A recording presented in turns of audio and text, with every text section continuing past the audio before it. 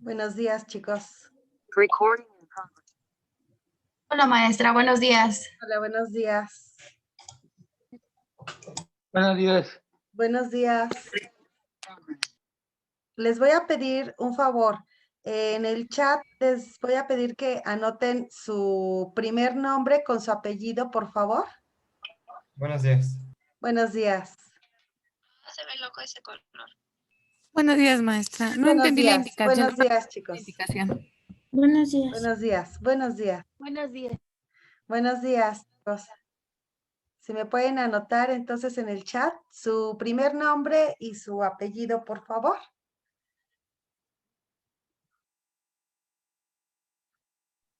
Muchas gracias.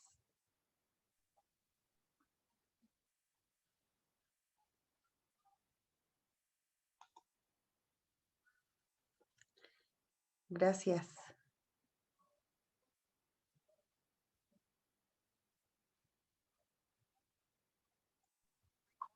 Sí, muchas gracias. Buenos días. Bueno, vamos a comenzar. El día de hoy, el tema principal va a ser neurodidáctica, cómo ser un profesor neurodidáctica, pero antes de eso, en la clase pasada estuvimos viendo, ¿me podrías decir, Sebastián, qué tema estábamos viendo el lunes? ¿Quién, maestra? Sebastián.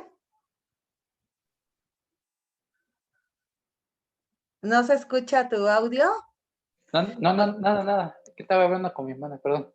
Ah, muy bien. ¿Me puedes decir, por favor, qué tema vimos el día lunes?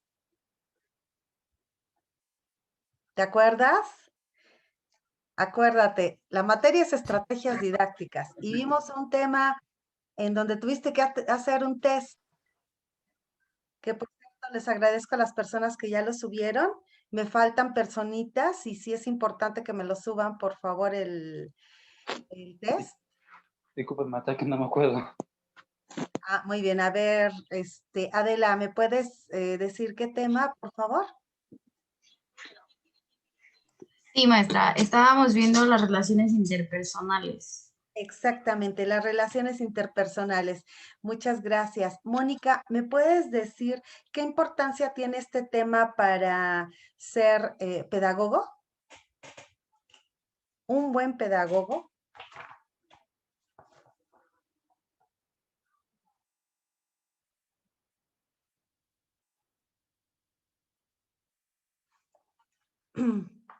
Mónica. Fidel, Israel, ¿me puedes decir cuál es la importancia que tiene este tema para ser un buen pedagogo? Es la experiencia que tenemos con otras personas para la comunicación entre los alumnos y docentes. Exactamente. Esa es una de la importancia. ¿Alguien que quiera agregar otra cosa? ¿Por qué es tan importante este tema de conocerlo, las relaciones interpersonales? Pues porque prácticamente nuestra carrera se va a basar en hablar con personas. Ajá, exactamente, muy bien. Muchas gracias, Aldo. El material que vamos a tener es muy importante, el material humano. Entonces es fundamental que sepamos cuáles son las relaciones interpersonales por las cuales nosotros podemos potenciar esas buenas relaciones. ¿Me puedes decir, por favor, Daniela, cuál es cómo se le llama la primera impresión que tenemos de la gente?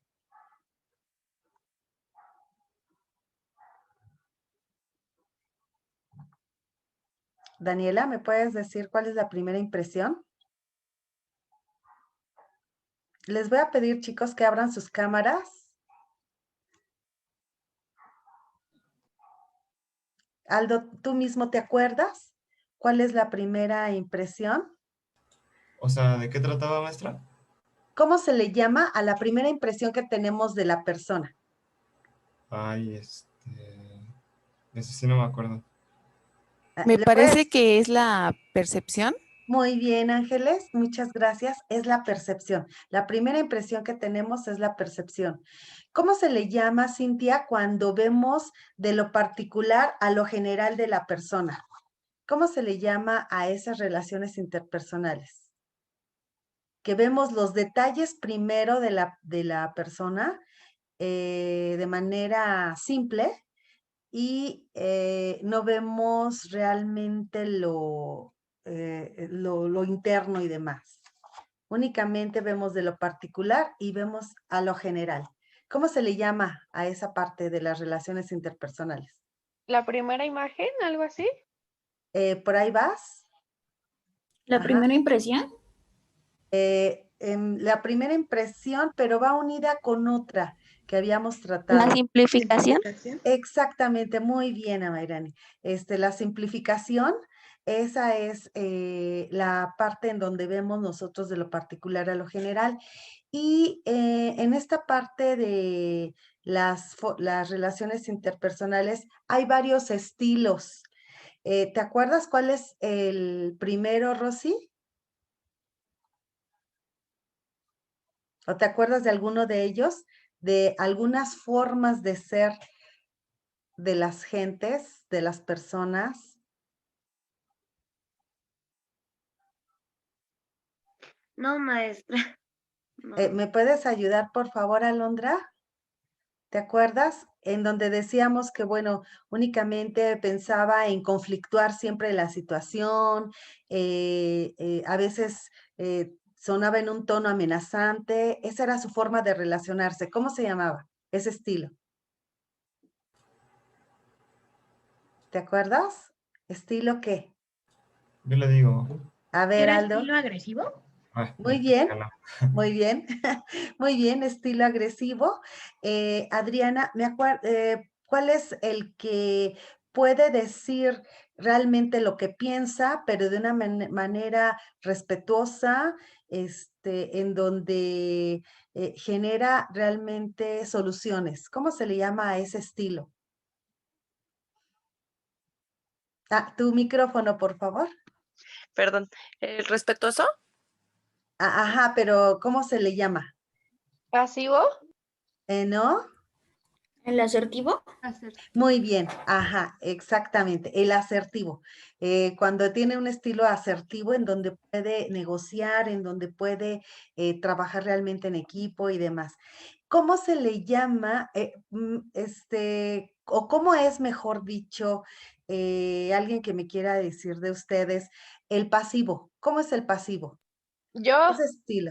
Muy bien, Zuleika, dime. ¿Es el que sí le importa la forma como de pensar de los demás? ¿El pasivo? Ajá.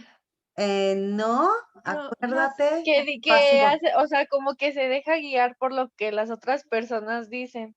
Ajá, sí, en donde no tiene, muy bien, Zuleika, en donde no tiene realmente decisión y que, mejor dicho, deciden todos por ellos, cuando la gente es pasiva. ¿Qué otra característica tiene el pasivo? ¿Alguien que me quiera decir, Rosy? Dice que, bueno, o decía pues, que no Ajá, tiene capacidad para defender sus opiniones, ¿no? ajá, Que de esta personalidad, de este estilo, los demás estilos tomaban como ventaja, sí. como utilizaban, ¿no? Sí, exactamente. Y por último, ¿cómo se llama, Aline, la personita que hace que la gente como que de una manera tan razonable, le hace sentir que su decisión es la mejor? ¿Qué estilo es? ¿Te acuerdas, Aline? ¿Qué estilo es? Ay, no, maestra, no recuerdo bien. ¿Alguien de ustedes? Es el manipulador, ¿no? No, Ajá, ¿quién lo Manipulador. dijo? ¿El manipulador? Muy bien, el manipulador. Entonces, tenemos ese tipo de estilos de forma de ser. Y pues el día de hoy les voy a mostrar estamos hablando de que estas formas de ser son importantes porque puedo yo trabajarlas, potenciarlas. ¿Qué querrá decir potenciarlas? Sacar lo mejor de cómo puedo trabajarlos para hacer un buen equipo de trabajo. ¿Se acuerdan que les dije que en algún momento los voy a invitar para que ustedes se puedan dar una idea y estar en una junta de consejo, ¿verdad? Entonces, esas formas de ser están en todos lados y no nada más únicamente en las instituciones educativas, sino también en las empresas, en los amigos, en todos los grupos sociales que nosotros podamos tener, ¿no? Ahora, estas estrategias didácticas también son importantes, conocer estos estilos interpersonales para saber cómo voy a trabajarlo. En una primera instancia, ¿se acuerdan que el primer día vimos cómo trabaja el cerebro? ¿Se acuerdan? ¿Se acuerdan ustedes en donde había un propósito? Que la memoria a corto plazo se convirtiera en memoria ¿a qué? A largo plazo. A largo plazo, muy bien. Ese es el propósito. Entonces, si no conocíamos realmente cuáles eran las funciones y las partes del cerebro, sería como que muy simple o muy subjetivo lo que estuviéramos en estos momentos hablando. Aparte de ello, las relaciones interpersonales son importantes porque pues el ser humano por naturaleza es social. Ahora vamos a ver un tercer aspecto. ¿Cómo tiene ahora que pensar la persona que está al frente de ese grupo o de ese auditorio? Puede ser desde muy pequeñitos hasta personas de la tercera edad. Ya ven que la pedagogía tiene esa faceta tan espléndida que en su aplicación puede tratar desde niños de educación inicial hasta personitas de la tercera edad con su proyecto de vida, con sus formas de vida y demás. Entonces, hay un tema que el día de hoy vamos a ver que se llama neurodidáctica, que se conjuga las relaciones interpersonales y las funciones y aplicaciones que vimos acerca del cerebro. Vamos a ver primero una cuestión reflexiva que necesito que pongan mucha atención de por qué se expresa y por qué pasa esta situación. Es un especie de documental. Entonces, les voy a compartir pantalla para que ustedes la vean. Ustedes me dicen en cuanto vean la plataforma. Todos los materiales que estamos viendo están todos en la plataforma. ¿Ya logran ver la plataforma?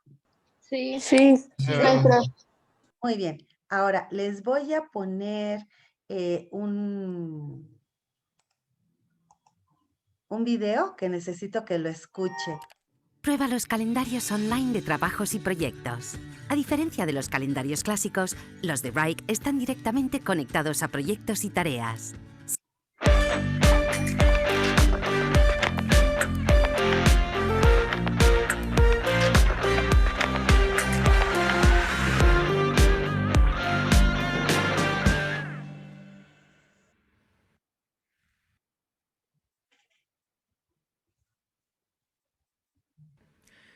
Si egresaste de la secundaria, viviste 10 segundos como estos 3 millones de veces.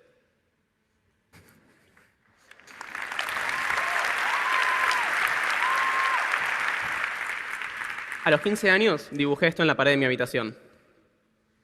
Ahí estoy encerrado atrás de los barrotes, pensando en una de las cosas que más me gustaban, los aviones. Así me sentía en ese momento. Me sentía preso en la escuela. Y casi todos mis amigos, fueran de la escuela que fueran, sentían lo mismo. El año pasado terminé la escuela y ahora trato de entender lo que sentía estos 12 años. Y creo que sentía eso porque todos los días en la escuela eran más o menos iguales. Para la mayoría de las materias, la clase era entrar al aula y quedarnos ahí sentados escuchando al profesor, copiando lo que escribía en el pizarrón, pasando esas letras blancas en ese fondo verde a la carpeta en el banco, para después repetir las cosas en la prueba. Todos los días, durante muchas horas, por varios años. Pizarrón, carpeta, prueba. Pizarrón, carpeta, prueba. Y tal vez me sentía preso porque también sentía que en la escuela no había ningún espacio para aprender sobre lo que me interesaba. A mí siempre me gustaron muchas cosas, como los aviones del dibujo. Y cuando estaba en mi casa me encantaba aprender sobre eso. Por qué vuelan, cómo influye cada detalle. Para eso tuve que buscar muchas cosas en internet y experimentar armando aviones con papel, cartón y sacar conclusiones. Pero en la escuela no había lugar para eso. Mi vida se dividía en escuela y mundo real. En escuela y aprender.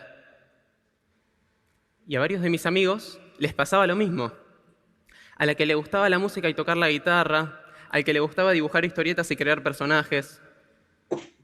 Sentíamos que la escuela nos robaba el tiempo para hacer lo que nos gustaba.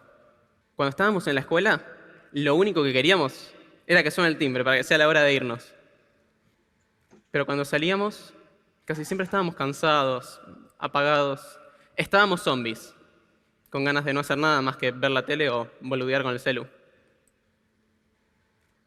Mucha gente está pensando cómo mejorar la escuela, pero varios de los cambios que se proponen son grandes y llevan tiempo. Y mientras tanto, ¿qué hacemos para las chicas y los chicos que están hoy en la escuela? Así que me puse a pensar, ¿en qué momentos no me sentía preso? Ahí me di cuenta de que esa sensación a veces se iba. En las clases de algunos profes o en algunas actividades que ofrecía la escuela. Por ejemplo, cuando iba a practicar para la Olimpiada de Matemática, que era muy distinta a la materia matemática.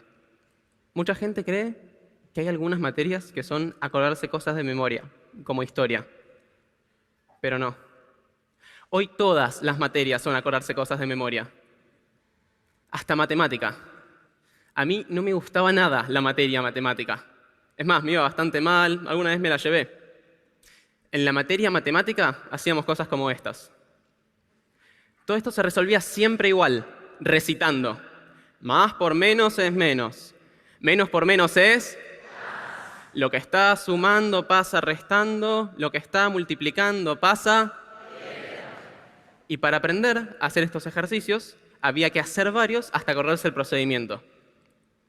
Hace algunos años, durante una de estas clases, pregunté para qué servía todo esto. Me respondieron mis compañeros, para probar matemática. ¿Para qué más va a ser? Eso era la materia. Pero las Olimpiadas nada que ver. Como cualquiera podía ir, un amigo me recomendó que me anotara y fui a ver qué onda, cómo era.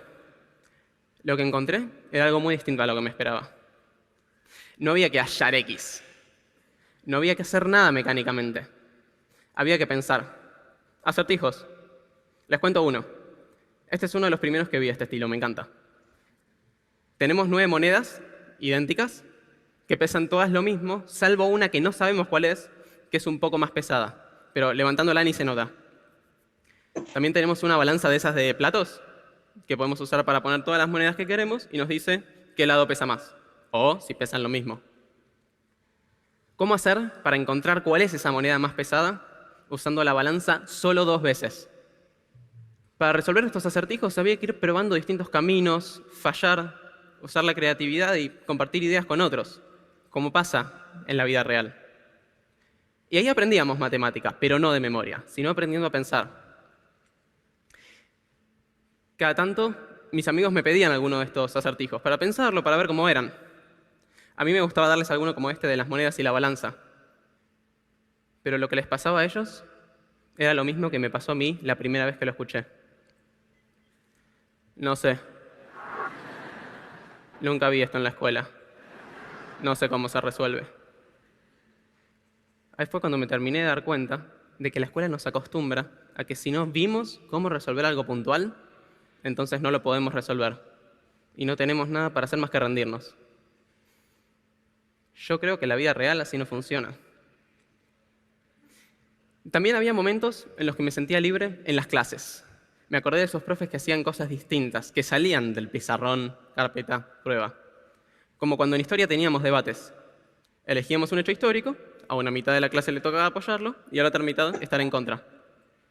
Eso traía la historia a la realidad y nos la enseñaba haciéndonos pensar, ponernos en el lugar del otro y aprender a argumentar.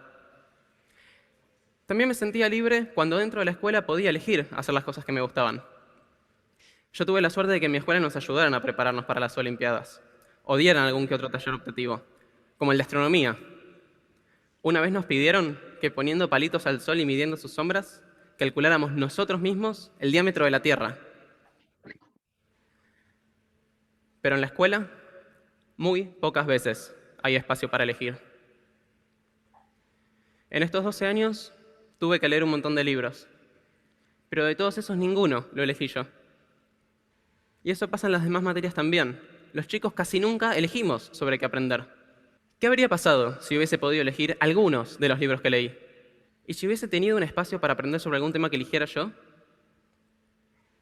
Estoy seguro de que si los chicos tuviéramos dentro de la escuela más momentos en los que podamos elegir, y si las clases nos plantearan más desafíos del mundo real y menos pizarrón, carpeta, prueba, la escuela sería un lugar donde sí querríamos estar. Cada tanto escucho decir que la escuela no tiene por qué ser un lugar en el que los chicos disfruten. Nada, los chicos van a la escuela a aprender, después llegan a la casa y que hagan lo que quieran. O si no, después entran a la universidad y que sigan la carrera que quieran. Pero esta forma de pensar como que aleja a la escuela de los chicos. Si no nos motivamos ahí a aprender y hacer lo que nos gusta, ¿dónde va a ser? También nos pasa que cuando tenemos que elegir qué hacer después, muchas veces ya somos zombies. Y no elegimos por nuestras pasiones, sino por descarte. Porque la escuela nos apaga. Si nosotros queremos, podemos hacer cambios como estos. Todos nosotros, escuela, chicos y padres, podemos encontrar muchas más oportunidades como estas. Oportunidades para lograr que la escuela no sea copiar y repetir. Que no sea para aprobar. Y que en vez de pizarrón, carpeta, prueba, sea elegir, explorar, aprender. Y así, en vez de que la escuela nos haga zombies, nos despierte y nos dé verdaderas ganas de aprender. Aprender a componer música, cómo hacer historietas o por qué vuelan los aviones. Grax.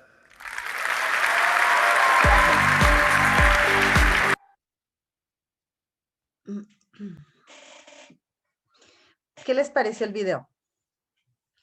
Dime, Ceci, una idea de la que comentó el muchacho acerca de la escuela. ¿Y qué piensas de eso? Bueno, que la escuela, bueno, aprendimos que si la escuela no nos enseña algo, no estamos como capacitados a resolver las cosas. Y pues considero que está mal porque nosotros somos capaces de resolver cualquier cosa sin necesidad de que lo aprendamos en la escuela. Ajá, esa sería una premisa. Leslie, ¿qué piensas de lo que acaba de decir Ceci? Pues que Ceci tiene mucha razón, casi por lo regular uno como profesor, más en la secundaria, te piden que leas ciertos libros de ciertos autores importantes en la literatura y siempre es lo mismo, o sea, no puedes tú dar tu opinión y siempre los profesores te dicen, lo que yo te estoy enseñando es lo que vas a ver toda tu vida. Y hay cosas que no ves en toda tu vida y te causa gracia y dices, a lo mejor sí utilizo matemáticas, pero no lo que usted me enseñó. Ajá, gracias, Leslie. Rosy. Yo digo que está bien esa frase de la escuela nos acostumbra a que si no lo aprendimos en ella no podemos resolverlo, porque si bien tenemos la capacidad de resolver todo lo que podamos, ¿cómo podemos resolver cosas que no conocemos o cosas que no están en nuestro entorno? Entonces, yo digo que es cierto, una persona que nunca ha ido a clases de pintura a lo mejor puede salir adelante, pero no es algo que él conozca o que esa persona conozca y solo se queda con lo que le enseñan en la escuela, en la clase de artes, ¿no? Ajá. Sí, gracias, Rosy. ¿Quién habilita entonces las habilidades de lectura, escritura, números? Porque sí los utilizamos en la vida cotidiana. Tan es así para poder, por ejemplo, hacer una solicitud de trabajo, los números cuando vamos a comprar algo. Entonces, ¿quién habilita eso? ¿Quién lo habilita? El manejo Nosotros mismos mediante las diferentes actividades. Ajá, pero realmente, o sea, nosotros, un niño, vamos a poner un pequeñito de 6 años. Él ya viene habilitado en lectura, escritura, que sí lo va a utilizar para su vida cotidiana. No. Ah, no. ¿Quién lo habilita? Los padres de familia. Los profesores. La familia, ¿no? Exactamente. Más que padres la de familia. más que la familia, la escuela. Yo creo que es bien importante que sepamos que la escuela es un aparato ideológico en donde va a habilitar a cualquier ser humano a hacer cosas. Sin embargo, la forma en cómo se habilita, esa es la manera en donde cuando ya se va o se va a aplicar en la vida cotidiana, ya no corresponde. Como que ya no me checa lo que yo estoy aprendiendo en la escuela con la vida real. Ajá. El joven cuando estaba hablando decía, es que entonces me está robando tiempo la escuela. En muchas ocasiones les decimos a nosotros como profesores al padre de familia, ay señor, ¿qué cree? Que va a tener que llevarlo a regularizar porque el niño no sabe leer, escribir y no sabe sumar ni restar. ¿A quién le corresponde eso? De leer, escribir, sumar y restar. ¿A quién le corresponde? ¿A quién crees, a Mayrani?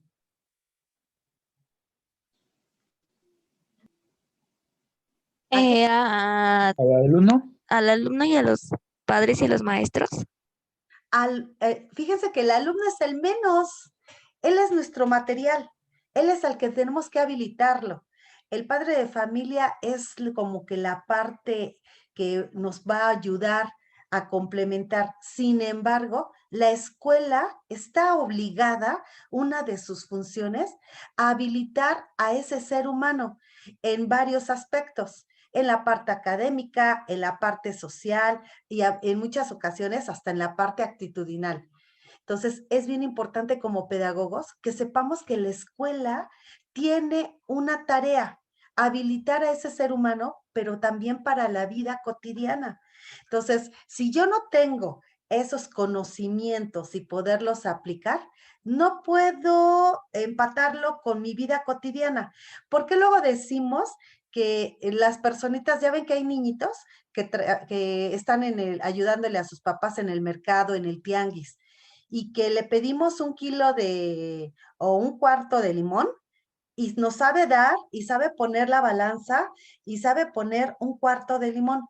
Y cuando estamos en la escuela y estamos viendo medidas de capacidad, ¿por qué se complica eso?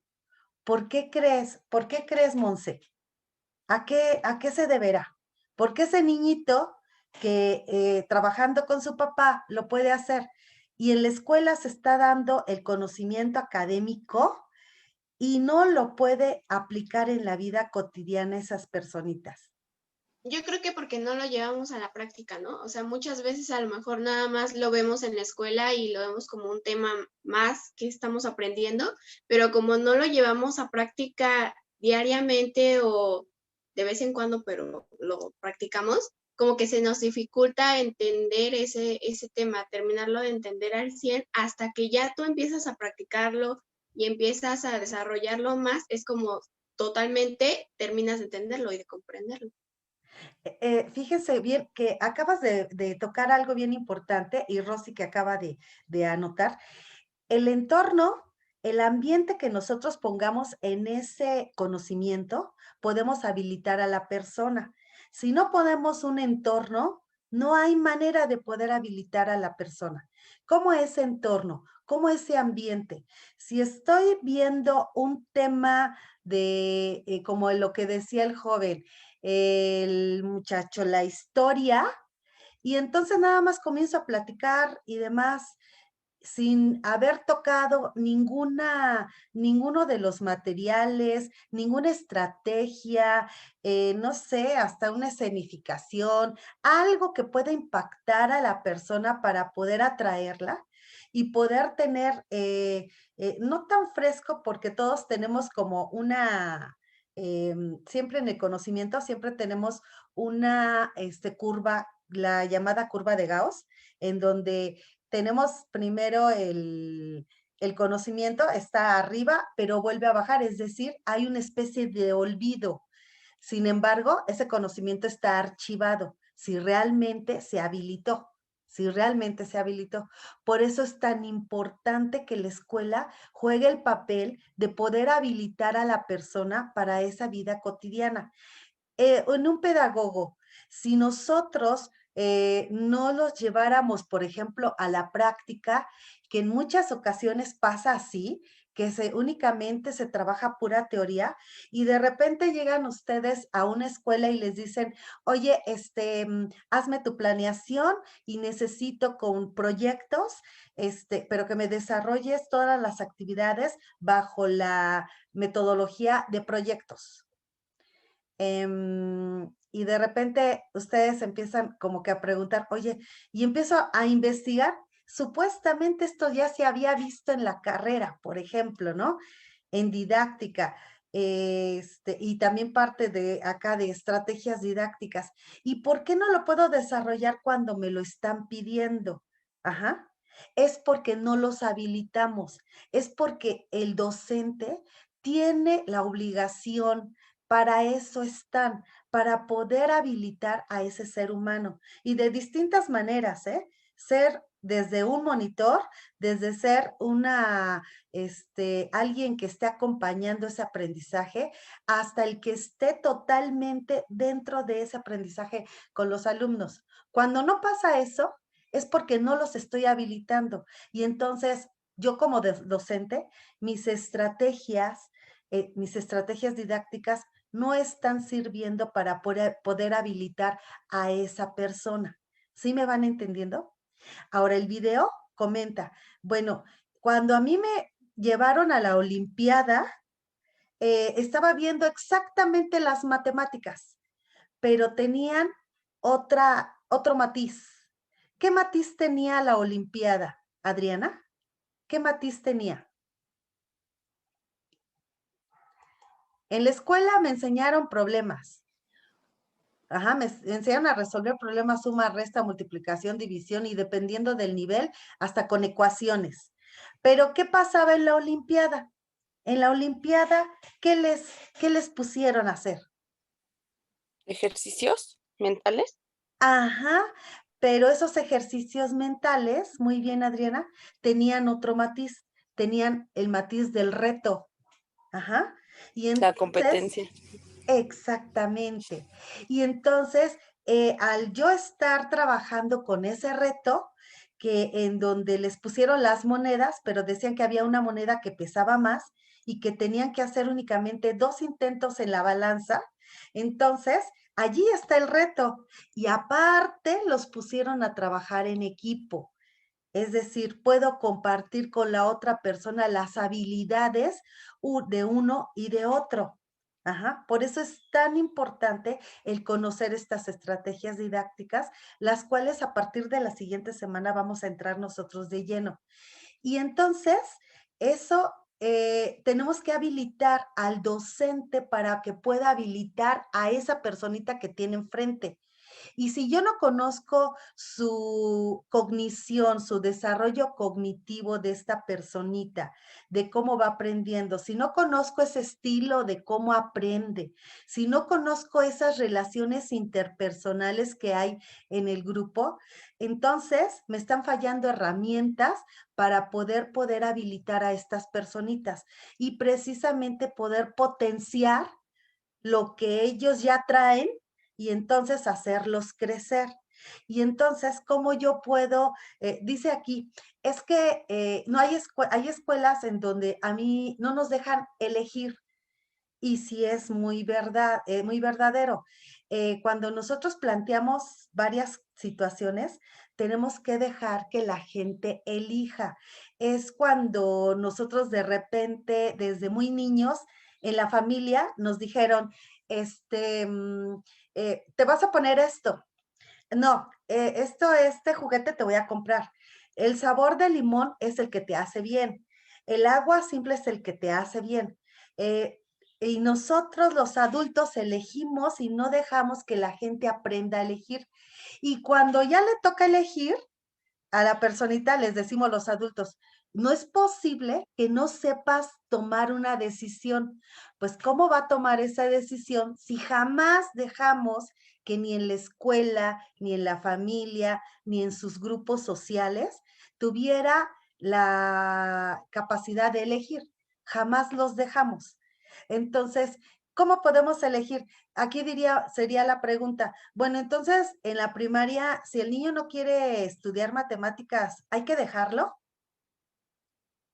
¿Ustedes creen que podamos hacer eso? Y dando la expectativa de elegir, yo como docente tengo que estar habilitado de una manera y la creatividad todavía aún más, en donde yo les voy a dar caminos, pero también voy guiándolos hacia donde yo necesito que puedan llegar los alumnos para habilitarlos. Sin embargo, les doy a elegir, a ver, vamos a trabajar con estos materiales. Tengo tres aspectos, por ejemplo, en los números. Tengo la notación desarrollada, tengo mayor y menor, y tengo de números ascendente y descendente. ¿A quién le gustaría trabajar la parte de la notación desarrollada, de desarrollar un número? Aquí están unos materiales. ¿A quién le gustaría trabajar la parte de ascendente y descendente? ¿Sí me van entendiendo? O sea, dependiendo tengo el contenido, pero yo necesito conjugar en esa aula o en ese espacio con las personas que tengo que conjugar el que puedan elegir, pero también el que puedan aprender. Pero para esto, si yo tengo una clase improvisada, pues entonces no hay mucho material, de repente del que hacerme yo para que esas personas puedan elegir, pero también puedan aprender. Y entonces también pueda habilitarlos. Ajá.